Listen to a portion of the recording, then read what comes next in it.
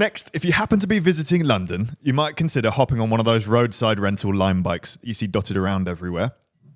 You might want to pause, because Lime Bike has recently been accused of swapping from premium Schwalbe tyres to less grippy budget alternatives at the expense of riders' safety. Big accusation. The new tyres apparently cost half the price of the originals. They've been branded unsuitable for London's roads and weather due to their less grippy compound, according to one anonymous individual involved in maintaining them. The company denies the change was a cost-cutting measure and claims that testing has shown that the current tyre outperforms previous generations on safety, including in both punch resistance and braking performance. Still, they're facing questions after an investigation by London Centric found that there's been an increase in Lime bike-related injuries, in incidents that didn't involve other people or vehicles. For context, these e-bikes weigh around 39 kilograms, which is 86 pounds or 6 stone, and there's growing reports of riders suffering broken legs after the bike landed on them. In fact, lawyer Sam Collard has said he's bringing 12 personal injury claims against Lime on behalf of customers who allege the condition of Lime's e-bikes is to blame for their injuries. However, a spokesperson for Lime said they regularly maintain the bikes. They said, "We're saddened to hear about these unfortunate incidents and we wish these riders a swift recovery. At Lime, safety is our highest priority. It guides how we design and maintain our vehicles, how we develop educational materials to encourage safe riding, and how we work with cities to provide safe riding environments." Lime's strong safety record in London has resulted in 99.99% of trips ending without a reported incident. Wow, that is a strong percentage. Sadly, I have never ridden a Lime bike. No, me neither. So I'm have not you? sure. I have ridden Schwalbe marathons before, and it's a very hard, bone-shaking ride, but they do have enough grip that you don't slip over and die. In fact, they're on the cargo bike. Could it be that they've changed the tyres at the point when the weather's rubbish and it's given the impression that they're more slippery? Or perhaps the new tyres have a break-in period, because that's definitely used to be the case with Continental... Was it gator skins? It's all tyres need to be scrubbed in a little bit before they're actually at their grippy. Best. Yeah. But that's not as a renter of a product, you shouldn't be expected to do that work. Well, it's not do that work, but it's a case of you're riding a bike and therefore you need to be aware that it might slip. Yep.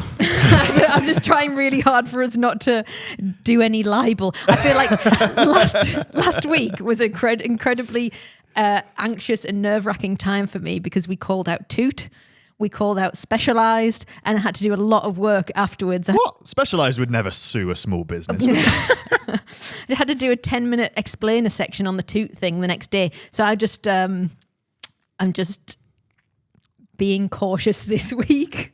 I would be an anonymous individual involved in maintaining them. What does that mean? It just means they don't want to be quoted. I know what anonymous means. I mean, is it I guess they have...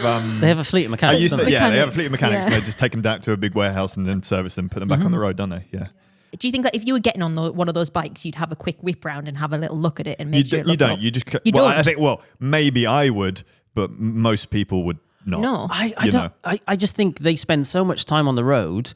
You go to one of those lines where there's about 15 of them in a line and you go, well, that one's knackered, that one's knackered, that one's knackered, that one's snapped. That's us checking things. I think the average person who's not a regular person into bikes, then you're not going to check that. You just grab it. You trust that if one's broken, it's been reported by the previous user, so you can't unlock it. And just like the Santander bikes. Oh, is that what they do? Is that a thing? Yeah. Oh, that's quite clever, actually. Yeah, that makes sense. And that's how it gets reported, so then they know when to come and to collect it from. Well, I am going to be in London on Thursday, so I will get a Lime bike and try and crash it. No, don't do that. And also, if you're going to do it, don't say it. I'm not actually going to do it. Okay, fine. I rode the closest equivalent. I think it's the second biggest company, the Forest Bikes, who Harry Mack works for. Does he work for Forest? And they were awesome. Yeah. All right. Yeah. So they're electric again, which the Boris bikes or the Santander bikes are not all electric, whereas the Forest bikes are. They've just you're guaranteed you can have a whippy fast thing. It's good. They've just raised £10 million. Forest. Mm-hmm. Wow. The area is absolutely massive. So when I go down and stay with my mum, which is right on the outskirts of London, loads of forest bikes even there. So you always can walk and find one. It's crazy. This is not a surreptitious ad for Forest. No. However, if you've got loads of money now and you want to sponsor the podcast. I was actually really surprised in New York. So city bikes, I think, is the primary expensive. bike Did thing. you try one?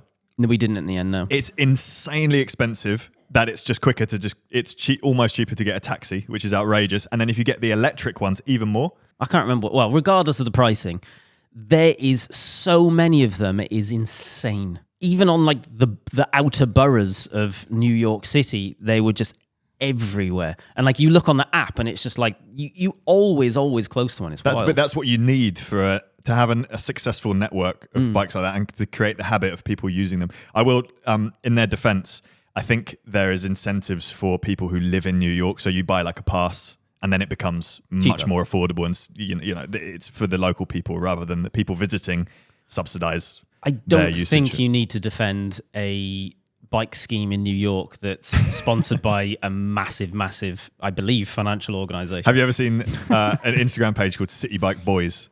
No. It's amazing. I'll send it to you. It's some like guys who clearly used to ride BMX or still ride BMX and they got mad skills and they get the city bikes and then they do questionable stunts on them. What I always find wild about those kind of city bikes is they are unbelievably heavy. Even, like the non-electric ones are probably still 20, 30 kilos. Which makes it even more impressive. How do they wheelie bikes that heavy? They're wheeling. How do they do it? There's one clip. They jump over the subway.